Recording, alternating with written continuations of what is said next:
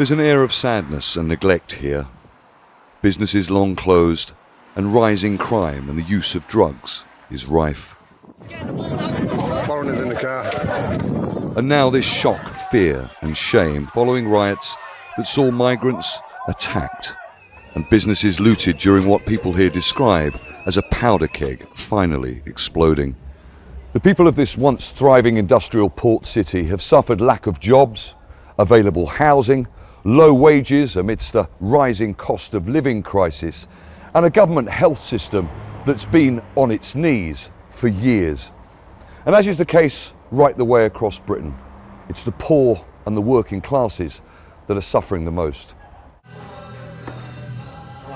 Alan was the victim of what he says was an unprovoked attack near this pub 2 years ago and still suffers from his injuries.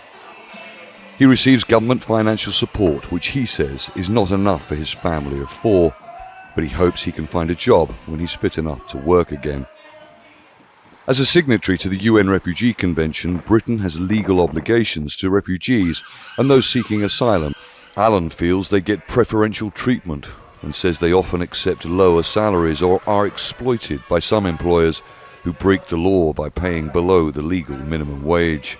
Over the past decade, I've seen more immigrants coming through to this country, working on a cheaper rate, some not even working and getting paid off the benefit system and getting given houses. Mark has lived in Hull all his life. He also shares a widespread belief that British citizens are being treated unfairly. To be honest with you, it makes me feel sick to the stomach. Because, my opinion, Hull has always been a diverse culture. From me growing up, there's been mixed race people here, so it's nothing to do with skin prejudice, these riots. It's not to do with race or religion, these riots.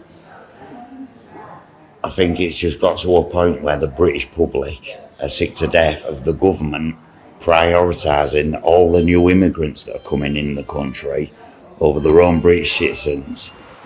Volunteers reinforce the fence around a nearby mosque.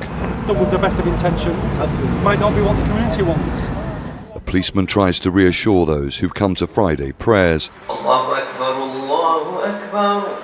Many people we tried to talk to in this Kurdish community came to the UK legally in recent years. But some struggle to speak English and said they're too busy working to attend language classes offered by the government. Muslims born in Britain like Yas say no members of the ethnic minorities in Hull feel safe, no matter how long they've lived here. The fear is real. If people think there's no fear, it's real. They're causing it, and especially for our mothers, our children, our daughters. They're afraid to come out. Poverty and deprivation have been growing for years in many predominantly white working class areas of UK cities.